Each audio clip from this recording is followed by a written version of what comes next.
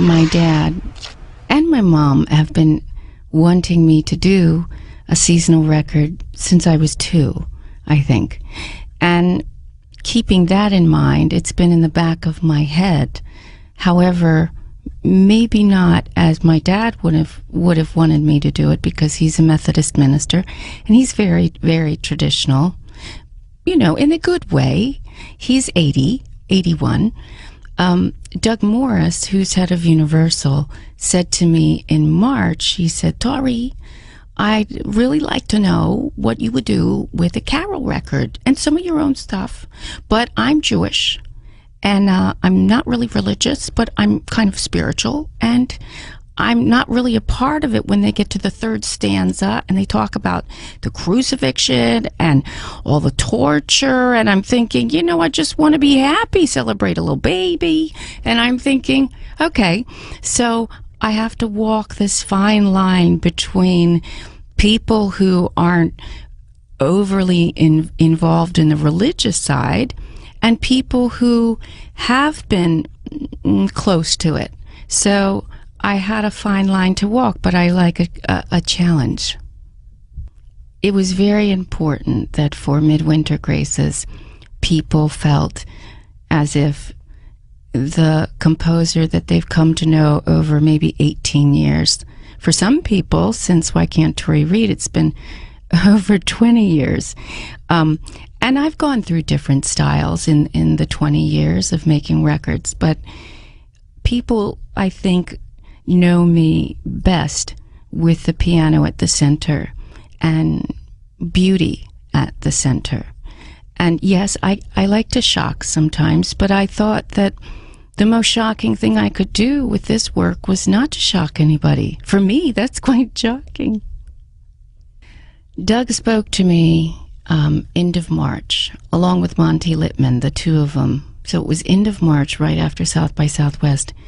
And when I talked to a husband about it, who I work with on everything, and he said to me, the reality of this is that you are going to have to be recording on every non-show day on the tour. And I said, well, that's silly. That's not necessary. And he said, I'm telling you, this is what it's going to take. So you need to know that right now. And he was absolutely right, that through the tour we were recording from LA to, it was all across the country, even in Canada, to finish this work. The basic tracks were done at Martian in Cornwall, and then the rest of the record was recorded in the States, and we came back and mixed it in Cornwall. Well, the truth is, I think, without me knowing it, I've been writing this since I was a little girl. I don't claim to know much about much, but as a minister's daughter, you are going to get exposed to carol music. And not all of it, I felt, was similar to the other music, the other hymns you'd hear through the rest of the year that seemed a little bit puritanical and not so fun. And I started researching, I guess, in my teens and kept going, where some of these songs came from. And at the time, I was really surprised to learn that some of those songs were hundreds and hundreds of years old, and they were drinking songs, perhaps, or sea shanties, perhaps, and then the Christology was added to the songs. And once you know that, you realize, well, a lot of these, not all, but a lot of these were songs before they were the carols that we know. So in a way, you're not touching a sacred song. It's a variation on the theme. It's part of a tradition. And so I was just being a part of this tradition. I did a lot of fiddling, a lot of changing of the carols, the traditional ones, for all kinds of reasons. I was building, if you imagine when you're building a composition, you're building a world. And so I would approach each one of them uniquely And some of them were kicking around in my head for a while. These are mostly my favorites, or favorites of my mom. I know what she likes. And so I was in Florida over the spring Easter holiday for quite a few weeks.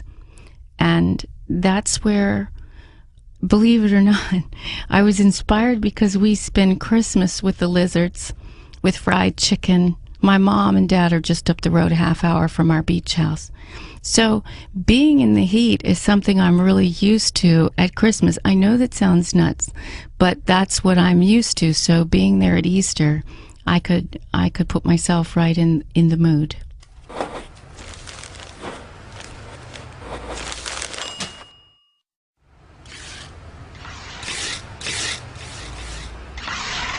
Well, all kinds of things get me into the holiday spirit. Singing.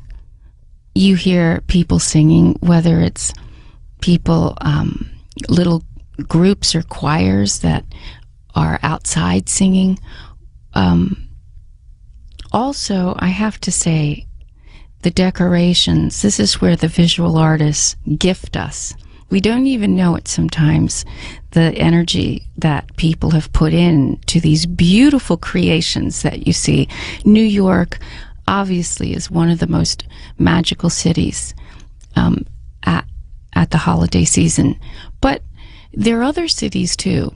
And I love it that on the street where we are in Florida, people put lights around their houses. And my husband's, in his mind, has gotten very competitive this year.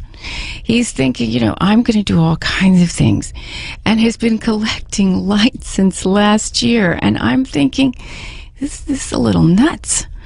We don't need to compete with these people. But he's British, and I think he finds it all very amusing, this whole American light fest that happens. But we drive around. Tash loves driving around and looking at the different lights. And hot chocolate and all those kinds of drinks that you have. It's just so many things that make you feel, wow, there's nothing like this time of year.